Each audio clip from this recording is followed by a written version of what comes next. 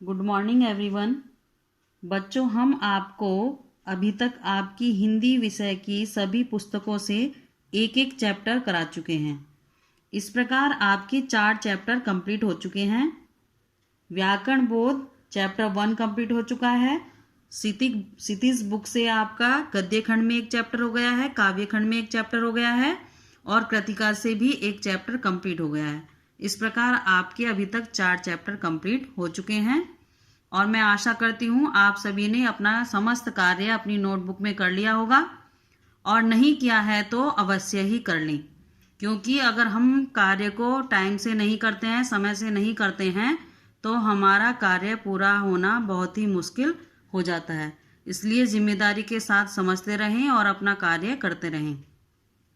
आज मैं आपको आगे समझाऊंगी व्याकरण बोध चैप्टर 2 शब्द निर्माण में समास के द्वारा शब्द निर्माण। समास के द्वारा शब्द निर्माण हम किस प्रकार से करते हैं, समास क्या होते हैं, तो हम समझेंगे समास क्या है।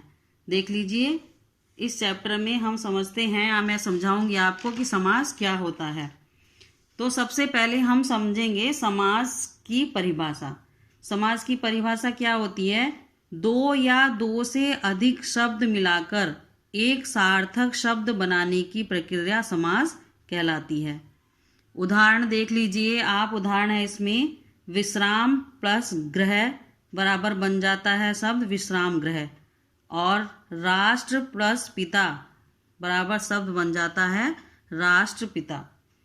तो इस प्रकार मैं आपको समझा देती हूँ। समाज में देख लीजिए, एक चीज और देखने को मिलती है समाज में। क्या क्या होता है? समाज के अंतर्गत 4 प्रक्रिया में बांट देते हैं हम समाज को।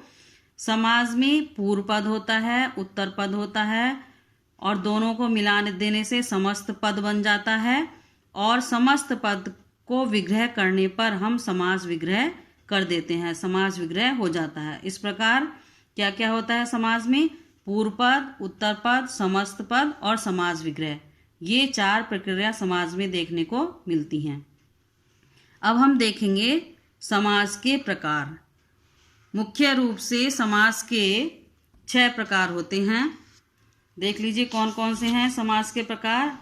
नंबर 1 अव्ययी भाव समास, नंबर 2 तत्पुरुष समास, नंबर 3 कर्मधारय समास, नंबर 4 द्विगु समास, नंबर 5 द्वंद्व समास और नंबर 6 है बहुव्रीहि समास। इस प्रकार समास के 6 भेद होते हैं। और नंबर 1 होता है हमारा अव्ययी भाव समास। तो अव्ययी भाव समास में देखेंगे हम अव्ययी भाव समास की क्या परिभाषा होती है। जिस समास का पहला पद प्रधान हो तथा अव्यय हो उसे अव्ययी भाव समास कहते हैं। जैसे उदाहरण देख लेते हैं, आजन्म, और इसको हम विग्रह करते हैं तो विग्रह हो जाएगा जन्म से लेकर। तो आजन्म में हम क्या देखते हैं? आजन्म में देख लीजिए, इसमें पूर्व पद क्या होगा? आ, और दूसरा पद उत्तर पद जो है वो हमारा क्या होगा? जन्म। यानी कि जो आ है पूर्व पद, तो इसकी परिभाषा में क्या बताया गया है कि पूर्व पद अव्यय होता। अव्यय मीन्स इसको हम विग्रह नहीं कर सकते हैं, बांट नहीं सकते, आ को हम विभाजित नहीं कर सकते हैं। तो इस प्रकार ये हमारे अव्ययी भाव समास की परिभाषा है। और नंबर 2 पर आ जाता है तत्पुरुष समास। तत्पुरुष समास में देख लीजिए क्या है। इस समास में दूसरा पद अर्थात उत्तर पद प्रधान होता है। अव्ययी भाव में कौन सा पद प्रधान था? पहला पद। और तत्पुरुष समास में कौन सा पद प्रधान होता है? दूसरा पद, उत्तर पद प्रधान होता है। और पहला पद गौण होता है। गौण मीन्स होता है छोटा। और इसकी एक पहचान और है कि इसमें कारक चिन्ह छिपे होते हैं।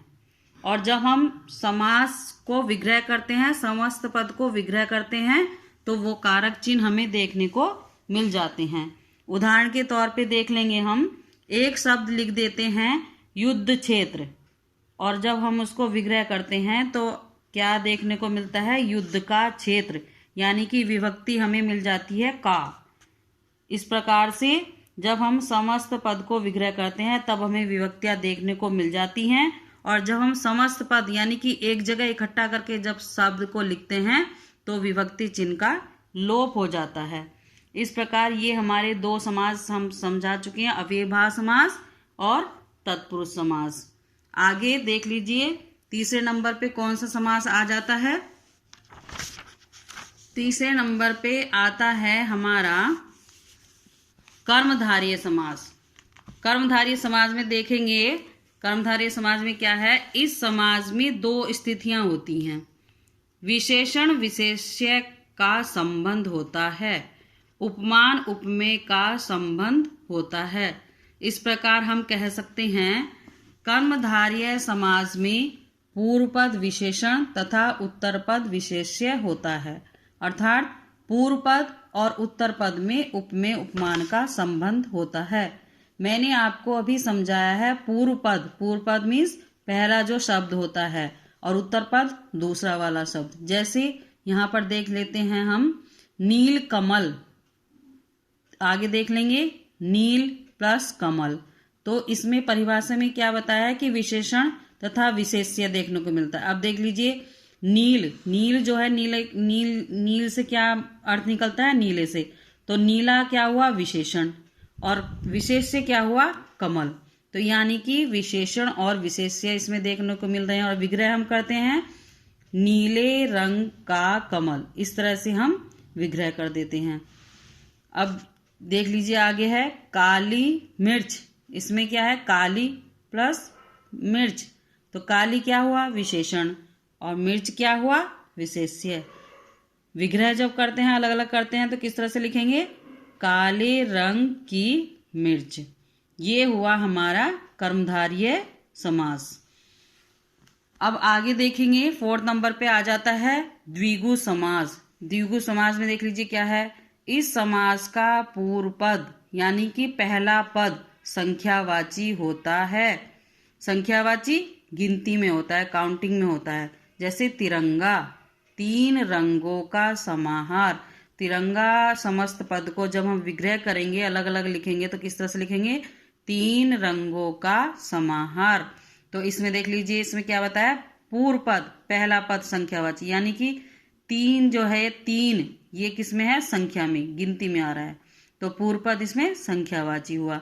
द्विगु समास की पहचान है पूर्व पद संख्यावाची होता है। चौमासा चार मासों का समाहार, चौराहा चार राहों का समाहार। इस प्रकार द्विगु समास में पूर्व पद संख्यावाची होगा। आगे देखेंगे द्वंद्व समास। इस समास में देख लीजिए क्या पहचान है, इस समास में दोनों पद प्रधान होते हैं। दोनों पदों को जोड़ने वाले समुच्चय बोधक अव्यय का लोप हो जाता है।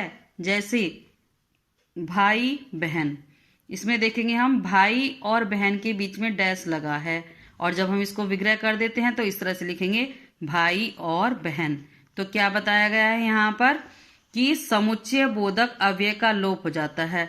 जो ये समुच्चय बोधक अव्यय कौन सा है इसमें, और जब हम इसको लिखते हैं समस्त पद में तो डैश लगा देते हैं, यानी कि और का यहाँ पर लोप हो रहा है। और जब विग्रह करते हैं तो और हमको मिल जाता है देखने के लिए। तो इसमें क्या है कि समुच्चय बोधक अव्यय का लोप हो जाता है और दोनों पद ही प्रधान होते हैं, भाई और बहन। इसमें पहला पद भाई है, दूसरा पद बहन है, दोनों पद ही प्रधान हैं। 6 नंबर पर देखेंगे बहुव्रीहि समास। बहुव्रीहि समास में दोनों पद गौण होते हैं तथा दोनों पद मिलकर किसी अन्य पद के विषय में संकेत करते हैं। इसमें क्या होता है, दोनों पद ही गौण होते हैं, पूर्व पद और उत्तर पद, और जो तीसरा पद बनता है इसमें मिलकर तीसरा शब्द बनता है वो मुख्य होता है। देख लीजिए उदाहरण के तौर पे हम कहेंगे जैसे दशानन, 10 प्लस आनंद, तो इसमें जो अगला शब्द बनता है 10 हैं आनंद जिसके अर्थात रावण, तो मिलकर क्या बना अर्थात रावण। तो रावण की विशेषता यहाँ पर बताई गई है। तो ये रावण जो है ये पद यहाँ पर प्रधान है, यानी कि तीसरा शब्द जो बनता है वो उसमें प्रधान होता है बहुव्रीहि समास में। यहाँ पर देख लेंगे पीतांबर, पीत प्लस अंबर, पीला है अंबर जिसका अर्थात श्री कृष्ण, तो यहाँ पर श्री कृष्ण की विशेषता बताई गई है। तो यहाँ पर क्या देखें कि पीत प्लस अंबर दोनों की विशेषता ना होकर तीसरे पद श्री कृष्ण की विशेषता बताई गई है। तो बहुब्रीहि समाज में जो तीसरा पद मिलता है दोनों पद को मिलाकर, उसकी प्रधानता होती है। इस प्रकार से हम आपको 6 जो समास हैं सबके बारे में समझा चुके हैं। अब इससे संबंधित जो भी प्रश्न उत्तर बनेंगे वो आपको ग्रुप में सेंड कर दिए जाएंगे। आप सभी को अपनी